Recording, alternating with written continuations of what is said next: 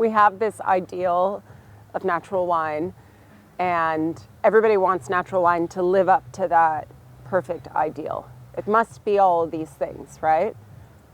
Except that the reality is that like a true perfect natural wine doesn't exist, okay? Or it's negoce, or it has sulfur added, or someone's using air conditioning in the winery, or it's too expensive, or it's too volatile, or it occasionally has mouse. And so essentially the perfect natural wine doesn't exist. And so I don't actually know why we expect producers to like live up to this ideal that couldn't exist and that nobody could achieve. Because everybody's basically already breaking their backs to produce wine, trying to look after vineyards, trying to raise kids. You know, the sales and marketing are incredibly demanding. It's become very, very competitive. It's a great thing that natural wine has grown and grown and grown, but it's also made it more competitive. And so, like the idea that anyone could make a perfect natural wine that's free of sulfites and a decent price and really exciting and an amazing wine, right? Like it's a lot to ask.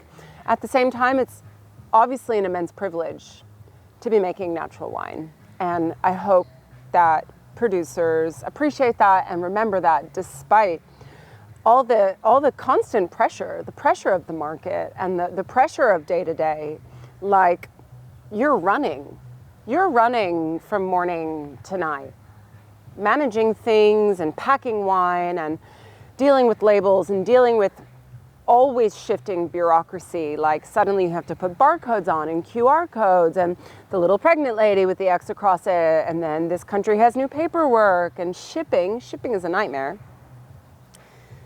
And so it's a really, really, really beautiful thing, but I don't understand why we would expect any natural wine to like live up to all of these expectations. Ultimately, I think those expectations are going to break people more than they would be like an encouragement or positive feedback. You know, the privilege of being a natural winemaker, there are so many aspects of it. You're working outside, you're working in your own world, right? Like it's ultimately your vision being imprinted on the wines. Your vision is helping these grapes express themselves. It's the same privilege that it would have, you know, to be an artist. It's the same privilege, or to be a musician, to be able to like express yourself. Also to be a landowner is an immense privilege, right? Whether it was passed down to you through the generations or whether generational wealth was passed down to you. To be a landowner in today's world is like an incredible privilege, you know, or call it a custodian of the land or however you like to phrase it. Yeah, I think we shouldn't forget that. However, the reality of being a natural winemaker is that somehow everything is not enough, okay? Because when it comes down to it, you need to grow the cover crops and grow the seeds to grow the cover crops, right? And then you need the hay baler to cut the grass, to make the mulch, and then you need to make your own compost, and then you need to make your own vineyard treatments, okay? So you have to grow the nettle and grow the calendula. Like, it's an ever-expanding universe of all the things that you could do to be like a properly closed loop farm, which is the ideal that I said doesn't exist, right? That's the ideal.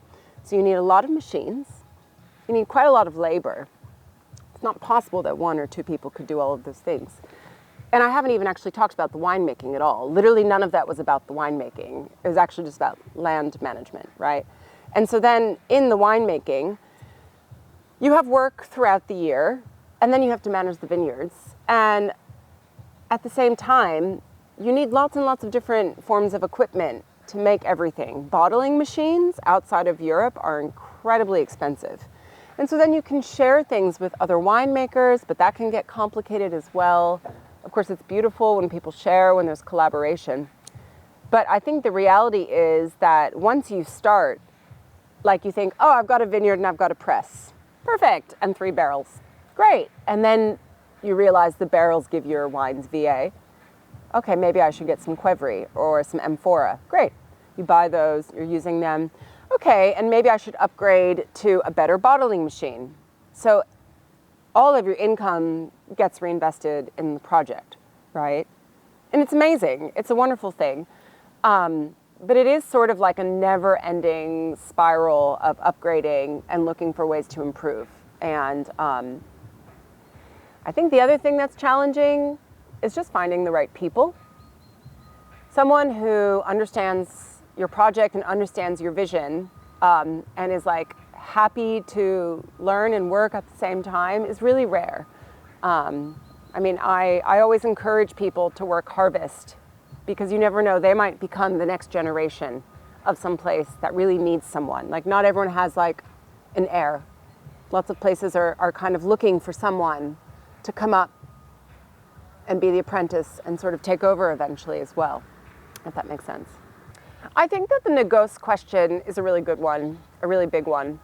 Can a negoce wine be natural?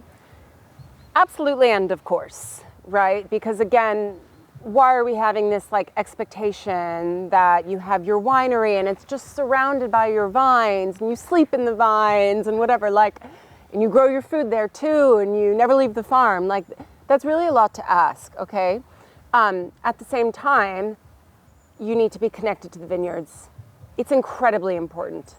You need to be seeing the grapes throughout the year as they grow from, you know, dormant vines in winter to buds in spring to grapes. Because you can't meet them when they show up in your winery and expect to make a proper wine. And that actually applies whether it's natural or not.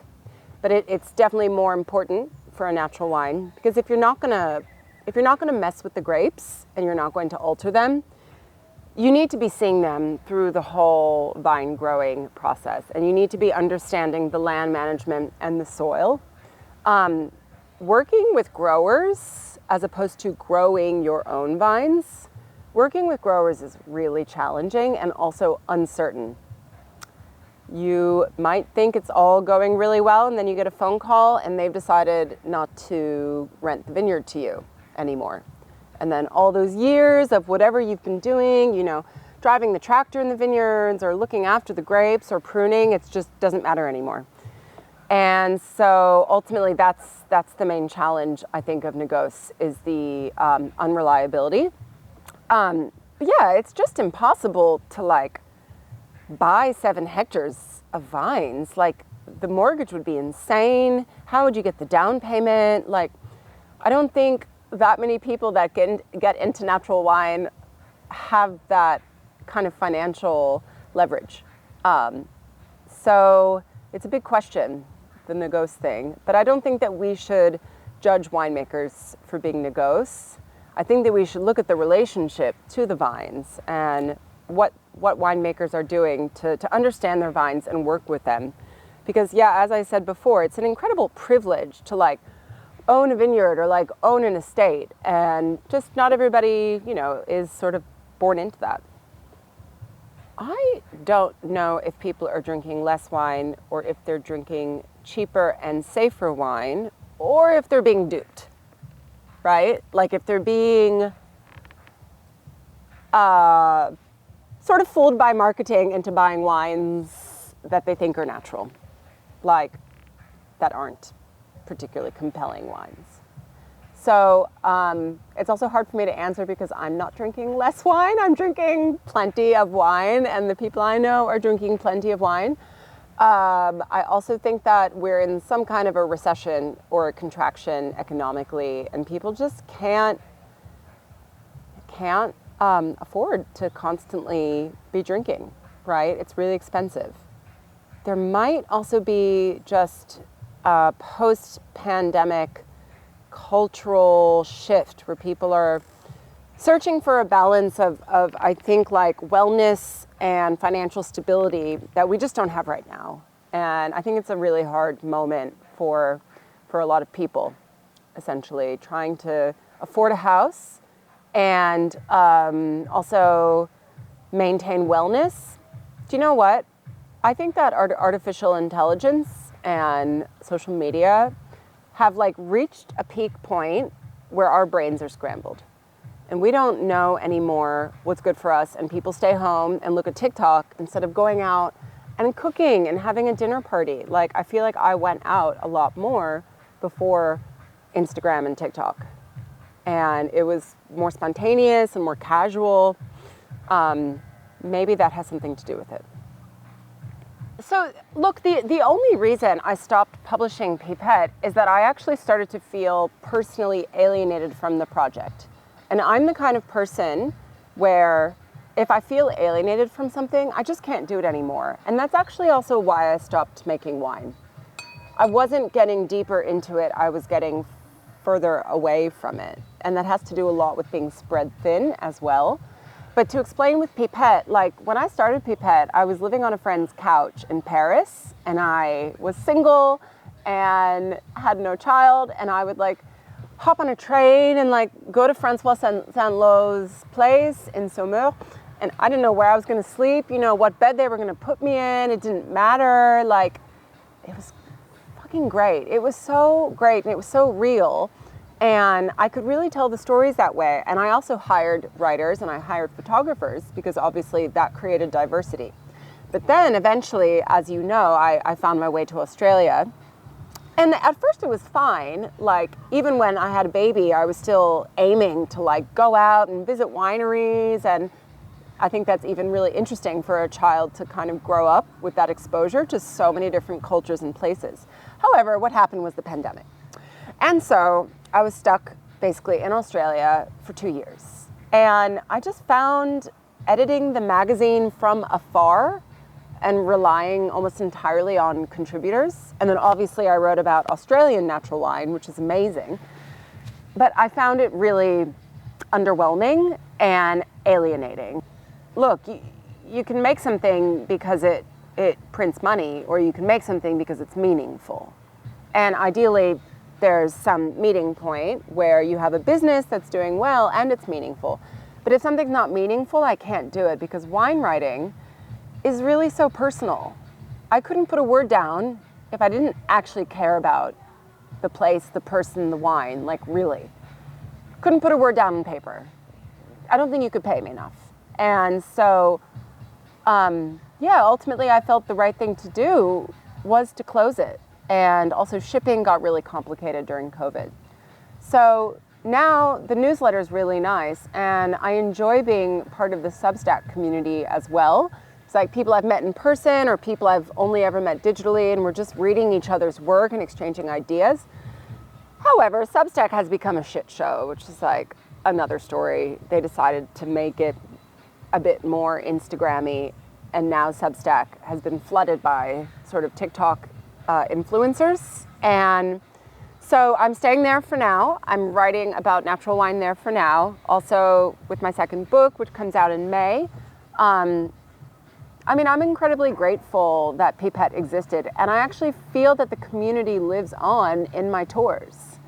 Like when people come on a Pipette trip, it's like the early days when I was living on my friend's couch and we would have a launch party at like Le Cadre in Paris, or I had a launch party at Mag Culture in Venice. And it was so much fun, and it was just like meeting people and people from all over in different languages. And so I think the tours actually reproduce that original moment, which was really fun and like intercultural and spontaneous and social. Yeah, I wrote a book called You Had Me at Pét-Nat and came out in 2021. You Had Me at Pét-Nat actually took 6 years to write. It started with 2 or 3 chapters, and I didn't know where they were going. But those chapters were about working in one restaurant in Brooklyn called Renard, which was one of the first places to have natural wine. And working there at a time when I was really personally lost. I was like trying to write a novel. I'm still trying to write a novel. And I was in this year-long fiction writing program that I had amazingly been given a scholarship for. And my love life was a total hot mess, like really bad. And I just was kind of lost in this mix of like low self-esteem and lack of direction. And then it was just like one glass of Olivier Cousin's Gamay was all it took for me to suddenly have direction and purpose and passion. And it was like I had discovered like a lost language, and I had to figure out the code. And I was obsessed. And I am sort of a linguist at heart, so I think that that analogy is a really good explanation for why I just went into natural wine and never looked back. Because once you're in it, there's always more to learn. You've never ever reached the end point. You can just keep going and going and going. So You Had Me at Pét-Nat starts out in those early days when I discover natural wine, and then it follows through, starting Pipette while living on my friend's couch in Paris in the 10th, and then traveling around Europe a little bit, and then finding my way to Australia, and also finding my way as a winemaker, because I showed up in Australia and was sort of, dating my now husband, making wine in his winery, and then one day it sort of hit me, I don't want to make wine in your winery with your press. I want to make wine my way, which is going to be no electricity, really, really simple, like really, dare I say, feminine, I would describe it as. Super calm, like Bluetooth speaker, hanging out, no machines. And so I think the book kind of tracks like this personal journey toward finding myself, and also natural wine being on the parallel path. So natural wine really led me to myself ultimately. And well, you guys know the book because you have signed copies anyway.